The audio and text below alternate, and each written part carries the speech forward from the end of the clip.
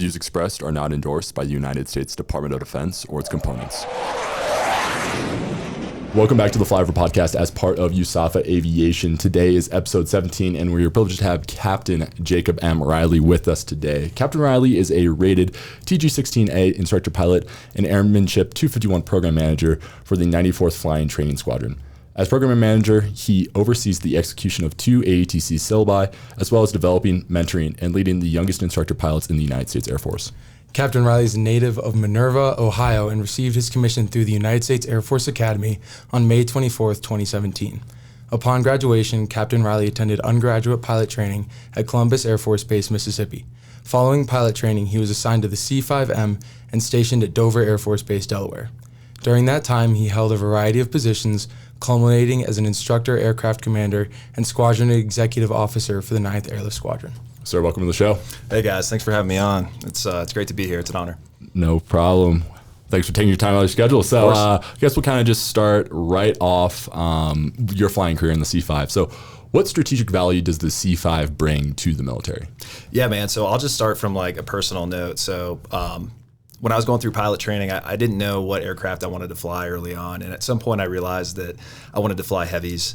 And when I was deciding what airplane to put on my drop sheet number one, the C-5 was top of my list just because it is just a massive engineering marvel, right? I mean, you see the C-5 flying around, and there's a part of you that wonders when you see it on the ground whether it's actually going to take off. Every time I went out to fly, I was a little bit disbelief that like this million-pound airplane is going to take off today. So really, really awesome feat of engineering. So I was just really excited about that. And so, you know, if I can extrapolate that to a bigger strategic objective, and that is to project force worldwide, right? Because the C-5 provides a level of, anytime, anywhere, anything, we can put it halfway around the world within 24 hours, and we're the best at doing that. So the C-5 offers that strategic ability to move cargo long distances, and a lot of it in a short period of time.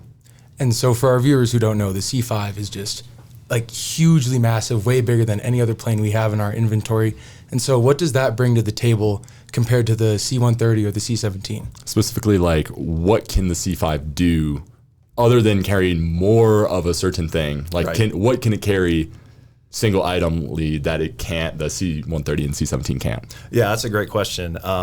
Well, first of all, I got to give credit to the other airframes. So all the AMC airframes, they have a certain strength, right? So you look at the C-17, it's going to be probably your most versatile of the three. The C-17 does strategic airlift, but it also does tactical airlift in theater. You look at the C-130, and that's going to be more of a hardened tactical platform.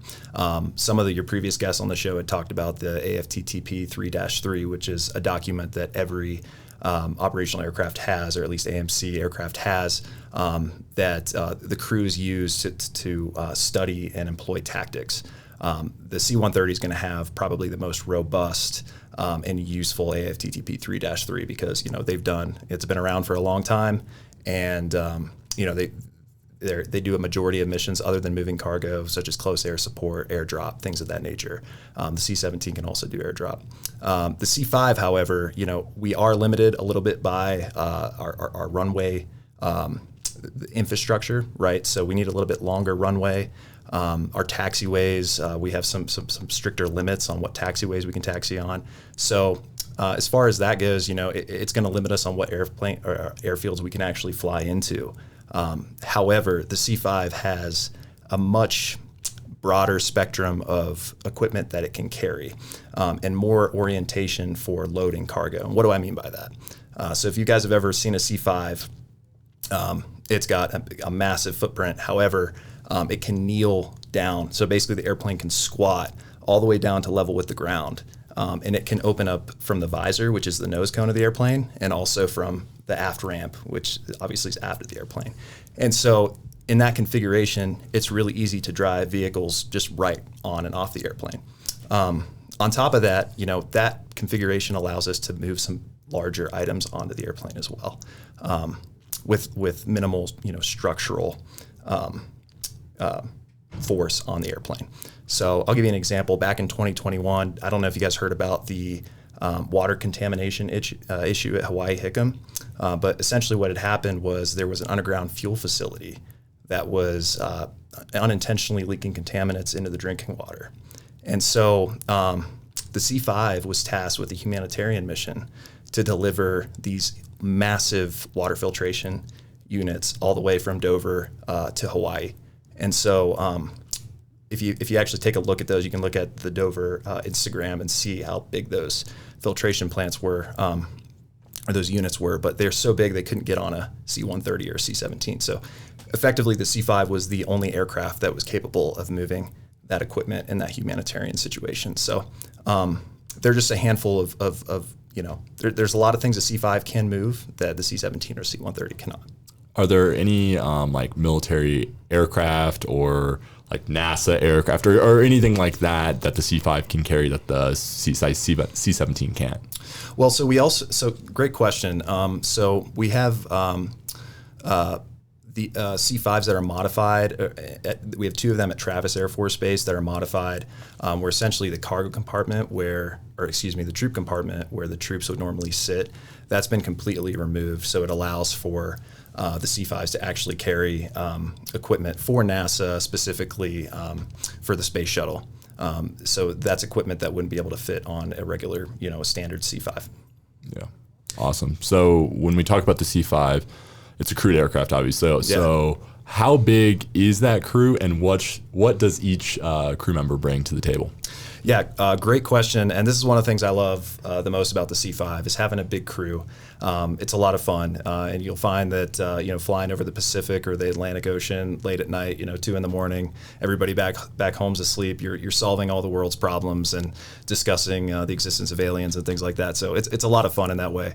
But to answer your question, it depends. So sometimes the C-5 will fly in just a basic configuration. So that's 4 crew members, 2 pilots and 2 engineers. And usually we'll do that whenever we don't have cargo or we're moving the C-5 into a position, a pre-position, or we're moving it to a maintenance location to get inspections done on it. But what most people probably want to know is what's it like on a mission. So for missions, normally what we do is fly what's called an augmented configuration. And what augmented configuration allows us to do is fly the airplane longer in one flight duty period. So we get 24 hours to employ the C-5 during that. And so what does augmented look like? That's 3 pilots, 2 engineers, 3 load masters, and then usually we have 2 flying crew chiefs that are maintainers flying with the airplane. And are basically report to the aircraft commander when we land if we need to get some maintenance done on the airplane, things like that. So as far as crew responsibilities, obviously pilots are going to be more concerned with flying the airplane. They also have a certain level of leadership responsibility as well because they do have the rank on their shoulder. And we always say that rank comes off in the cockpit, which it does when we're airborne.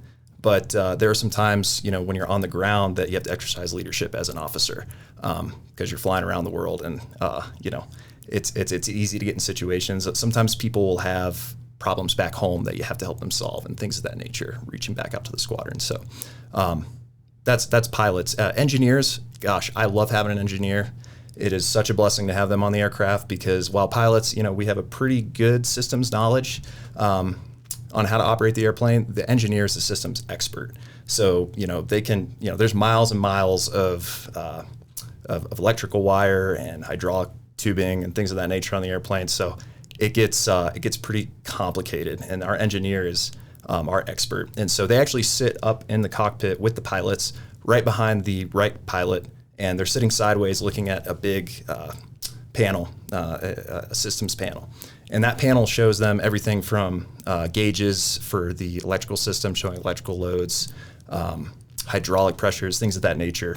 And so they report, whenever there's a system abnormality, and then they'll help us run checklists when we have an emergency. And then also, too, when we get on the ground, if we have a maintenance issue, they're usually pretty involved in that conversation on what we need to do. Our load masters, they're exactly that. They're the masters of load. They are experts in configuring the airplane and knowing, they take a look at a large piece of equipment. Hey, this helicopter, how are we going to get this thing on the airplane? Are we going to have to kneel it down all the way? Are we going to go forward kneel, aft kneel? Are we going to open the rear? Are we going to open the front? Which way are we going to bring it in from? And so they're really good at what they do in that regard. And then our flying crew chiefs, obviously, they're our maintainers on the road with us. And so how do you help cultivate that relationship between enlisted members and officers while you're on the road? Oh, that's a great question. there's a lot of opportunity to just spend time with your crew members and get to know them. So one of the things I like to do is, if we have a little bit of time built into our crew rest, I'll organize the crew and we'll go out and we'll grab some food. And we'll just sit down and have a conversation. We might talk about work, we might talk about our families, but really it's just getting to know each other. And when you get on a brand new crew for the first time as a brand new pilot, there's a little bit of that awkwardness, like I'm the new guy, I don't know if they're going to like me. And then you get to know people really well, and you spend a lot of time on the road with them, and it really becomes a family, close-knit group. And so you mentioned like being new to a crew. So is there like a rotation, or how does that work? Really, I was referring to just, a new pilot arriving to the squadron, right? It depends where we're at in the time. So during COVID, we actually had a hard cruise scheduled where you would fly a mission with a crew and you were stuck with that crew for 3 months. So every time that crew got tagged for a mission, you were with the same crew members. But most of the time you do fly with a new crew every mission. And so you really do get to know everybody throughout the squadron. And so how much do you have control over your flying schedule? Yeah, so I'd say it depends. So early on as a brand new co-pilot, it's your job to fly. And the schedulers know it and you know it, and that expectation's given to you. And part of that reason is as an officer in the squadron, you don't have quite as much responsibility as the aircraft commanders or the instructors or the evaluator pilots in the squadron who are taking on, executive jobs or wing jobs, group staff jobs, things like that. So, the schedulers are willing to work with you. Obviously, family events come up, emergency situations come up. But generally speaking, if you don't have leave planned and the scheduler calls, you better pack your bag. I mean, that's just usually how it goes. As you progress through your career as an officer, you start to get a little more responsibility back home. And sometimes you'll be in a position where you got to have somebody in the office, and if nobody's there, things are going to start falling apart. So, for example, a wing exec, right? If you're a wing executive officer working directly for the wing commander, and one of your coworkers is on the road as a C-17 pilot, and they're deployed on the road, then you might have to tell the schedulers, hey, I can't go. Give me a week until this guy gets back, and then I can go on the road. So you have a little bit of flexibility there, but it depends on the times. For a while there, we were thin on pilots, and we were really, really busy. And then we got really fat on pilots, and things slowed down. So there was a little more, I would say, personal discretion in what missions you took and what missions you didn't take. And so, kind of take me through, what does a day in the life of a C5 pilot look in the squadron, flying, OCONUS, TDY? Yeah. Simply put, it's like the great Forrest Gump said, it's like a box of chocolates. You never know what you're going to get. So on a given day, I could be in the squadron crunching paperwork. I could be flying local sortie, which is, a flight where we go 3 to 4 hours away from the base and practice approaches. And then I'm home that night, or I could be on the road flying, a mission. So you really don't know what you're going to get. But a day in the life on the road, what that's going to look like is the aircraft commander is going to get a call from TACC, who's our command and control, and they essentially run the missions and make sure that we're getting it done on time and things of that nature. They're going to call the aircraft commander and say, hey, you guys are alerted. And then about 4.5 hours later, you'll be airborne after you brief, pre-flight the airplane and everything like that. You'll arrive at your first destination, either download cargo or upload some cargo. Engineers and flying crew chiefs will check the airplane, make sure there's no maintenance issues. And then once you get the green light and the cargo's uploaded, then you're saddling up, getting ready to go again. So you'll fly second leg probably. When I say leg, I mean a second flight to your final destination. And if we're talking day one, it's probably something like Dover, flying to Navy Norfolk in Virginia, and then flying across the pond over to Rota, Spain, or Ramstein, Germany. And then once you land, it's getting everybody ready for crew rest, right? Essentially is what it comes down to. So you hop on a bus, get all your bags off the airplane, and then you go and talk to command and control. They give you a hotel or a location where you're going to be staying, and then from there you go grab some food, and then you get ready to go to bed and rinse and repeat. And so with that, what's the longest stay you think you've had in the C5? Good question. Longest day, I've done a 25-hour augmented day, and then sometimes that takes another hour to an hour and a half to get everybody into barracks. So I would say probably a 26-hour day is the longest. Yeah. And how long, like what's the longest you've been airborne in a C-5? 11 and a half hours.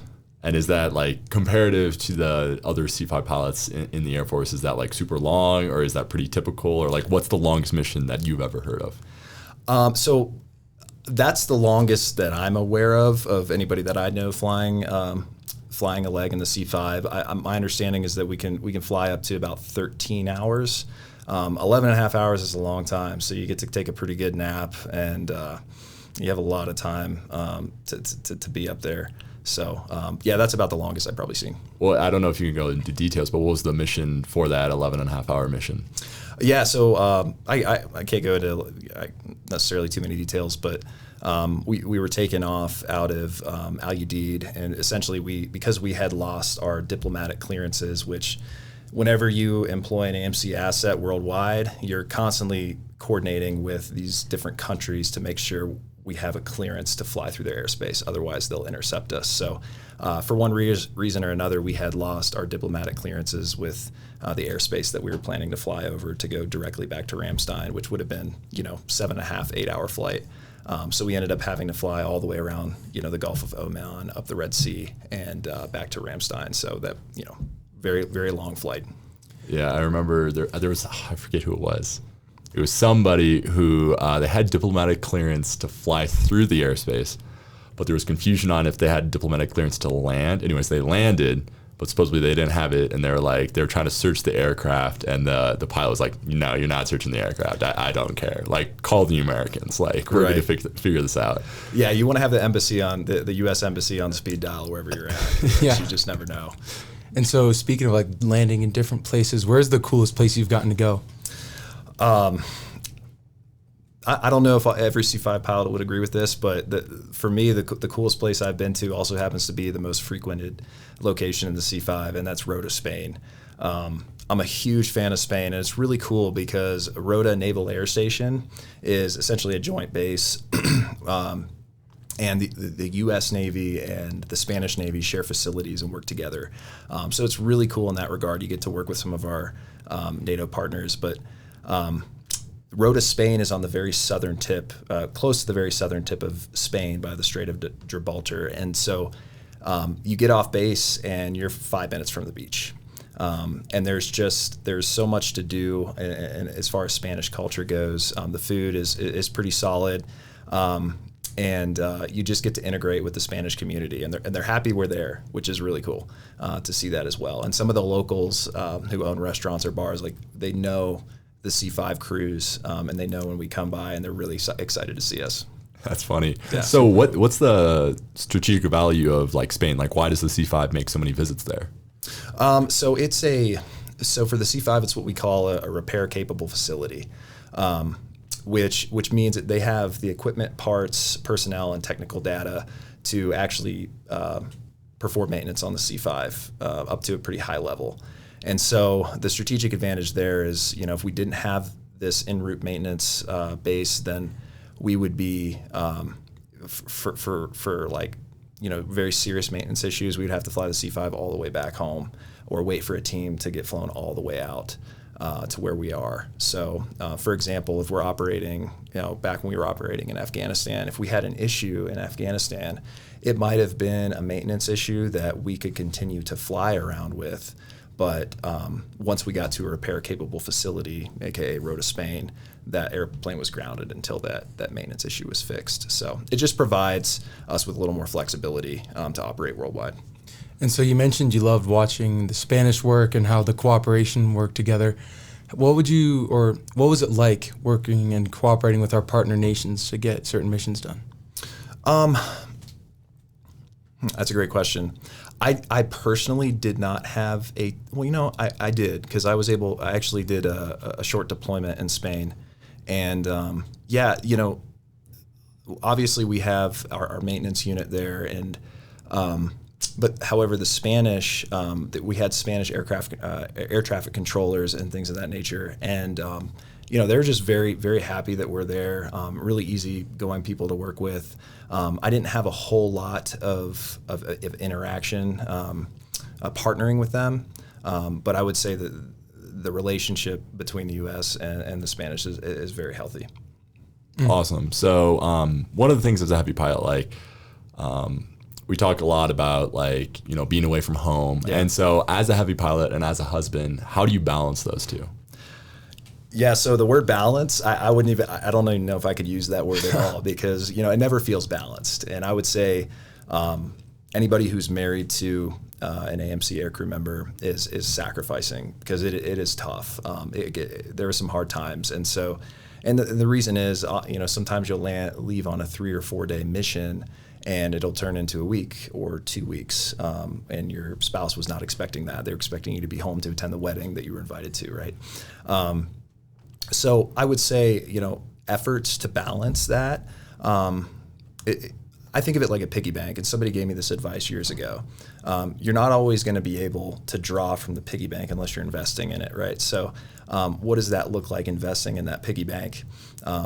It's being intentional with the time that you do have with your spouse and with your kids. So planning out vacations, planning out date nights, things that you can look forward to when you get back. And then, in general, just communicating as well.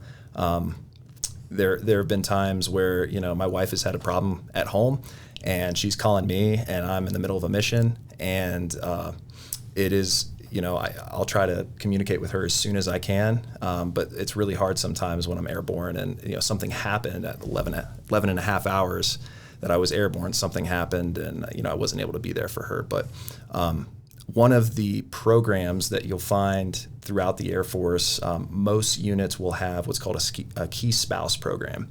And the key spouse program is the intent of it is to provide spouses and families with support while their mom or dad or husband or wife is away. And so usually what that is somebody in the squadron, a crew member's wife or husband will volunteer to be the key spouse, and it's their job to just kind of put together some social events to keep the spouses connected and then just be available when something does happen on the road. As I had mentioned earlier, sometimes we'll have a crew member that has a personal issue with something back home, and that's when we rely on the key spouse program to be available to offer support. If your spouse's car breaks down on the side of the road and they have work, the key spouse might reach out to somebody in the squadron who has an extra car and then be like, hey, use our car until your husband gets back. So you do your best to balance it, and that's why I'm thrilled to be at AATC for a little bit. It's a little bit of a break from what we call the AMC meat grinder, but there's nothing like doing the mission. So what advice would you give? I don't know. I feel like communication is key, and you kind of have to be upfront with people if you're going to get married to somebody about okay, I am an AMC pilot. This is the reality of the situation. If we're going to go forward. So how did you approach that situation? Did you approach that situation, or what was it like?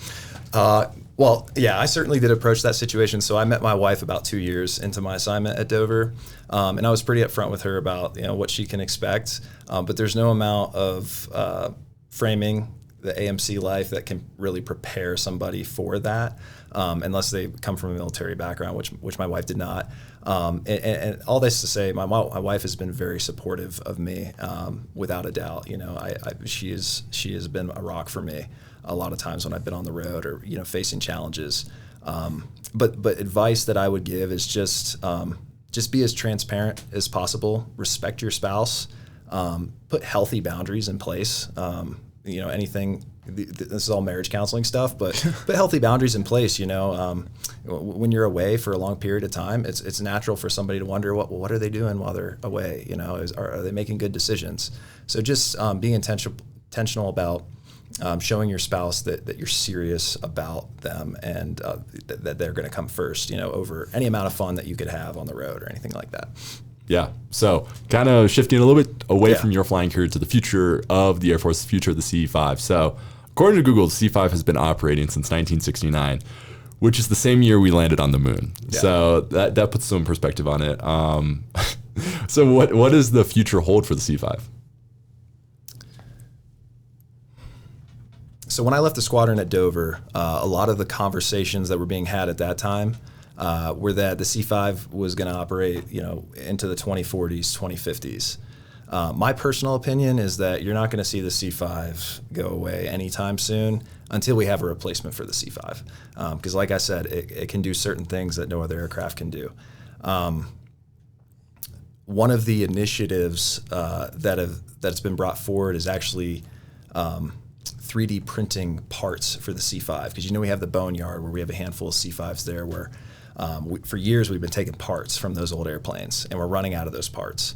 So right now it's being tested 3D printing some of these parts for the C-5 to see if they have the longevity and that we can safely fly with that. So as long as we can find ways to keep the C-5 operating and safe to fly and keeping it effective and somewhat on time, I think that you'll see the C-5 around for a really long time.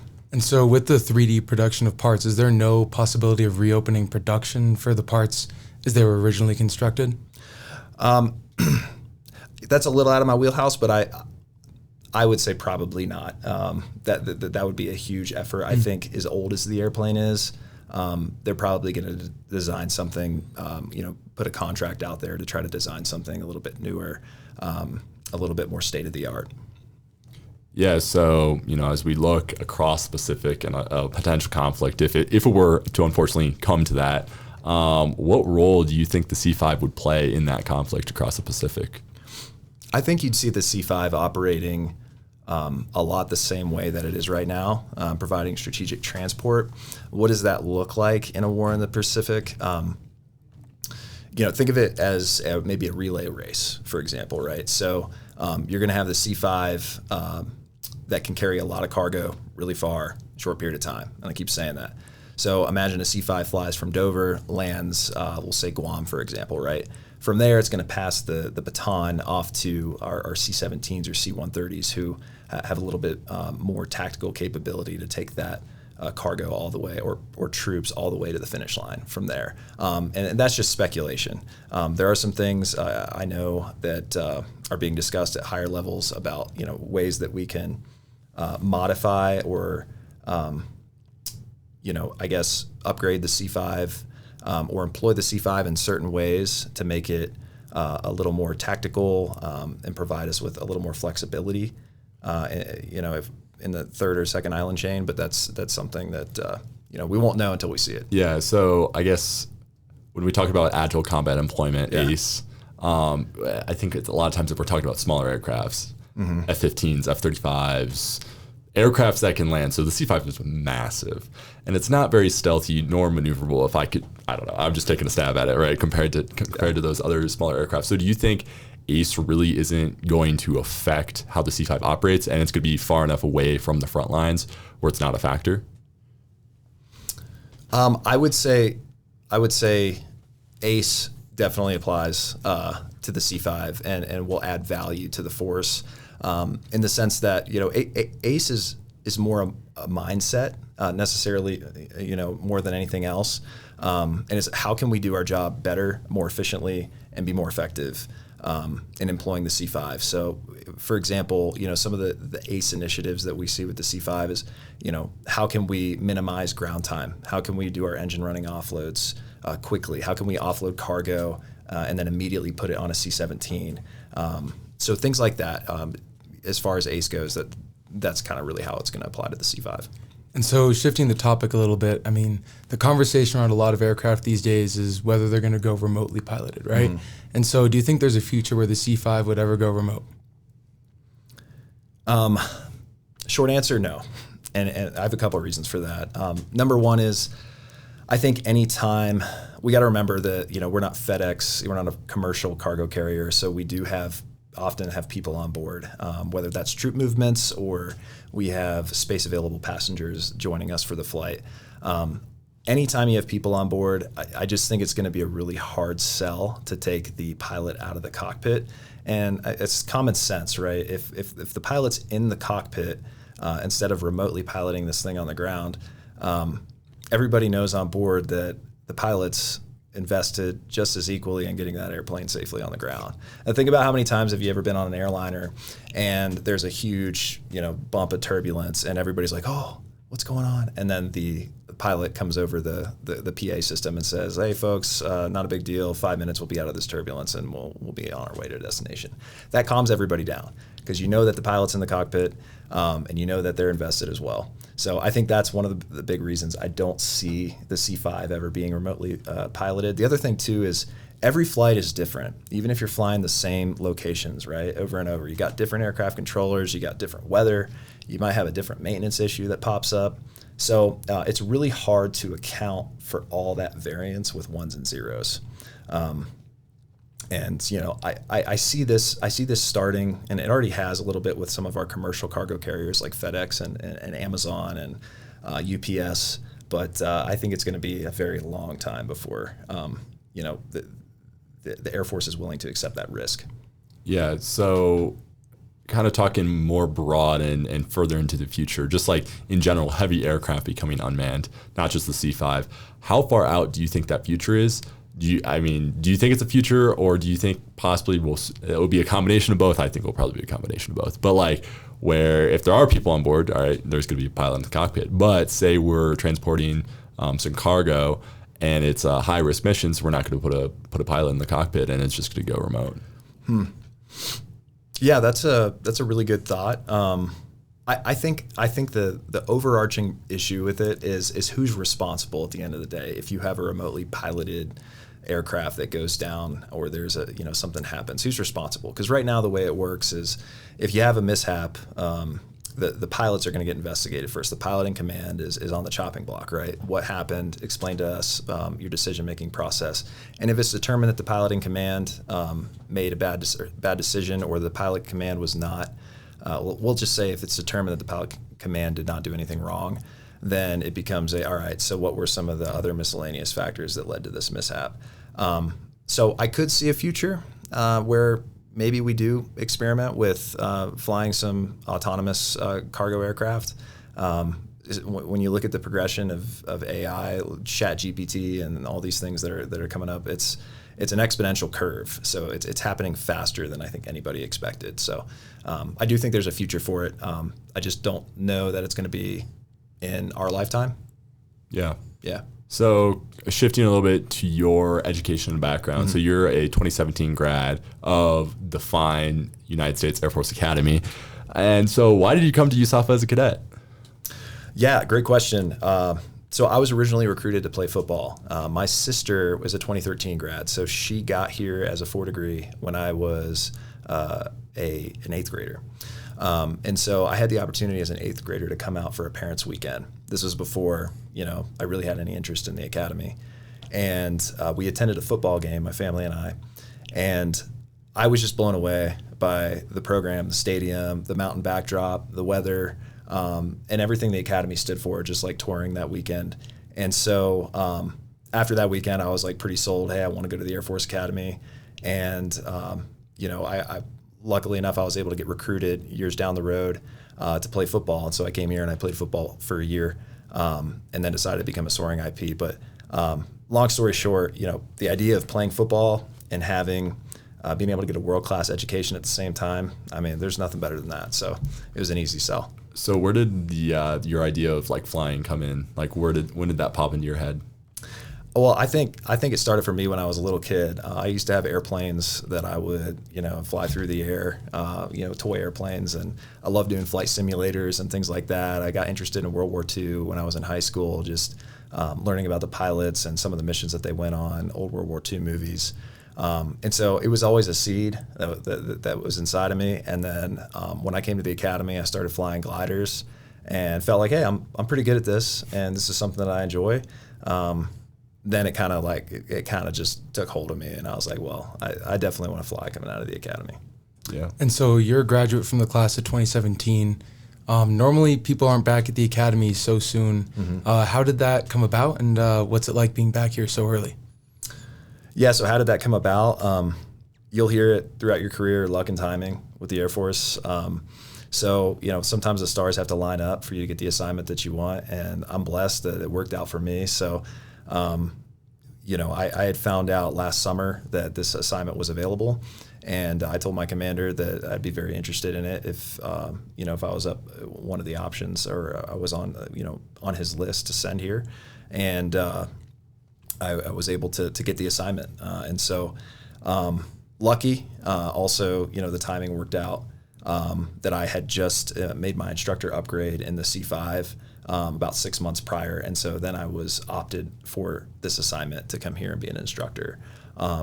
And man, it is just a huge blessing to be back here because, one, it's it's a little bit of a break from AMC, like I mentioned earlier. I have some stability for my wife, but I still get to fly airplanes, and I get to work with cadets every day, which is so awesome. And it just re-inspires me and reminds me why I chose to be a pilot, because there's just a lot of energy and excitement around flying here at the USAFA airfield. And for me, when I was a cadet, I went through some tough times, academically, and just there was a time where I wasn't even sure I wanted to stay at the academy, just because I was overwhelmed, and I had looked at applying to other schools after my sophomore year, and then I ended up sticking it out, and the airfield was my saving grace in that way. I was able to get down to the airfield, and just once I was up flying above the Rocky Mountains, it was just a reprieve, like therapy for me. And I just really enjoyed that experience. So it's cool that I had the opportunity to, facilitate that and give that to other cadets. Yeah. So for everybody listening at home, we've talked flying, soaring at the Academy multiple episodes, but there's never been a good explanation that I've given. So at the Academy, there's a few airmanship programs. Our jump program with the Wings of Blue, our soaring program with the 94th Flying Training Squadron and the soaring IPs, and then our flying team and our powered flight program. So I myself am a soaring instructor pilot down at the 94th. Captain Riley was a soaring instructor pilot when he was here as a cadet, and now he's back in the 94th Flying Training Squadron. And the soaring program here is basically planes without engines, gliders. We get towed up, and then we teach other cadets how to fly. So it's kind of crazy. Lieutenant Colonel Davies put it one way that I was like, this is crazy when you think about it. It was the World War II glider reunion this past fall, and he was like, 20 and 20-year-olds are teaching 18 and 19-year-olds how to fly a pattern in a glider. At the same time, 21 and 20-year-olds are teaching 18 and 19-year-olds how to jump out of planes for the first time, and they're going to land in the middle of the pattern. And it's like, when you think about it like that, that's wild. Yeah. So youngest instructor pilots in the Air Force. Exactly. Yeah. It's a cool saying really to is. have. So, you're back here at the Academy. You're a program manager in the 94th Flying Training Squadron with our soaring program. So what's your role as the program manager? Yeah, so my role as the program manager is just to make sure we're executing the syllabus correctly, right? Making sure that we're flying our operations safely. And then I'm also, available for any abnormalities, right? If we deviate from the syllabus, or we have a cadet who's going through a personal issue, I'm there to offer help, mentorship, guidance, and initiate communication with their AOCs and their leadership up on the Hill as well if needed.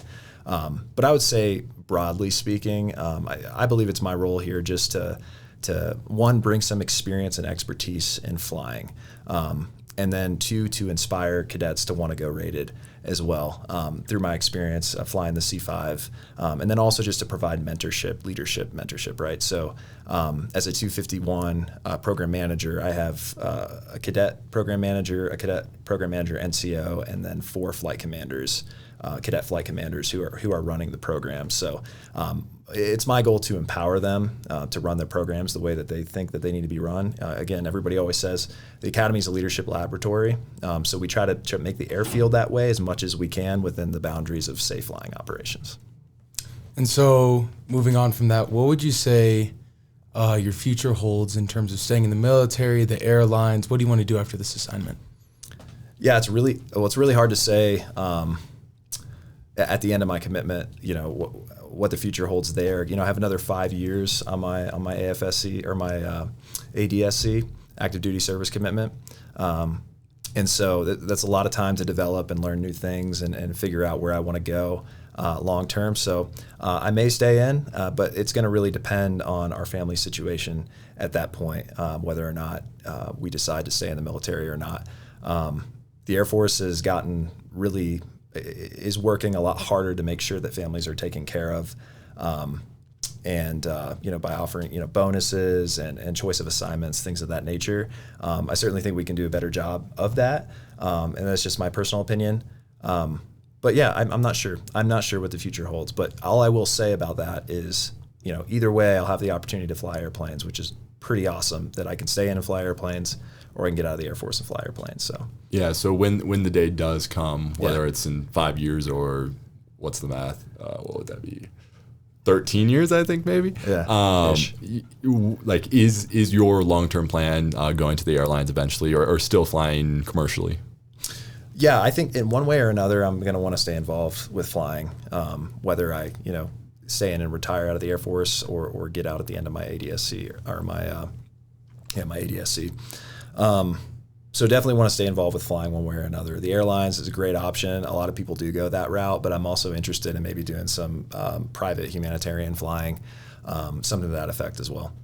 Yeah, so talking just a little bit more about heavy pilots specifically, and just Air Force pilots in general, going on, once their active duty service commitment comes up, and they are presented with that tough option. And obviously, money isn't everything, but the airlines pay a lot more than the Air Force does, and obviously, better family life. You can control more, obviously, there. But what do you think the Air Force can do to increase the retention rate of pilots in the Air Force after their service commitment comes up?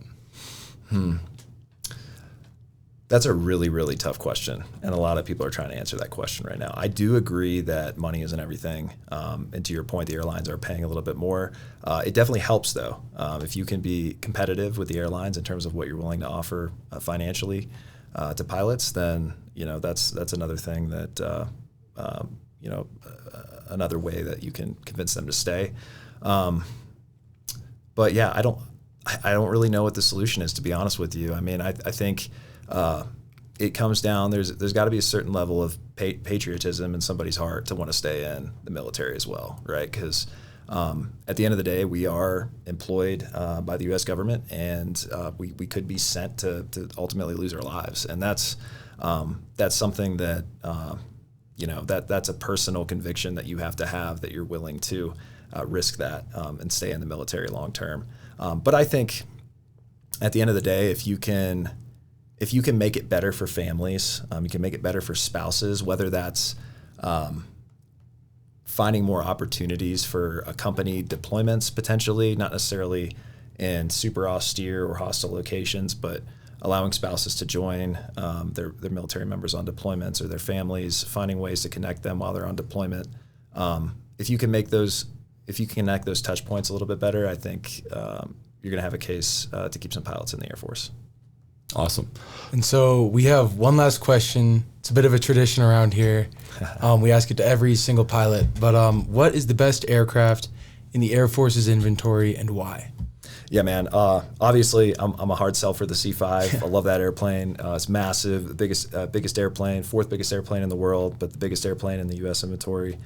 And having a crew is awesome. So I do love that. However, I will say, if I was ever given the opportunity to fly a pointy nose aircraft, it would be the F-15E Strike Eagle. And the reason is, number one, it's so versatile. I think it's a really cool airplane.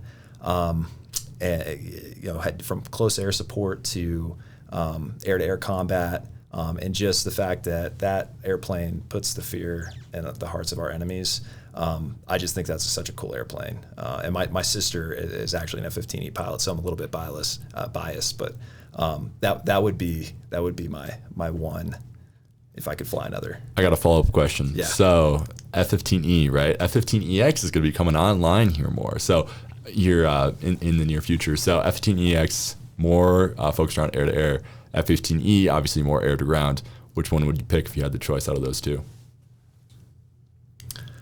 Man, the same reason I don't. I'm not looking to buy a Tesla anytime soon. I would probably go with the 15E. The vintage 15E. Yeah, I like old cars. I like working on cars because they're simple. Then again, of course, having the upgraded avionics and the glass cockpit and look through helmet cam is pretty cool. I'd probably go with the OG.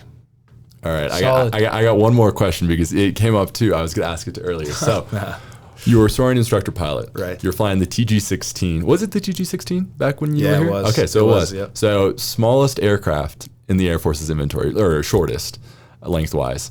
Then you went to the C-5, the longest aircraft in the Air Force's inventory, and now you're going to be going back to the TG-16. So, like, what's it like going to the two extremes? Yeah, man, it's like you're going from flying a building, to flying the smallest airplane. So there are definitely some challenges with that. I'd say my first 2 flights back in the TG-16, I was able to get kind of everything back to where I was feeling proficient, with the exception of landing. And for those of you, the viewers who don't know, whenever you land an aircraft, the final sequence is a flare, especially fighter aircraft and even the TG-16.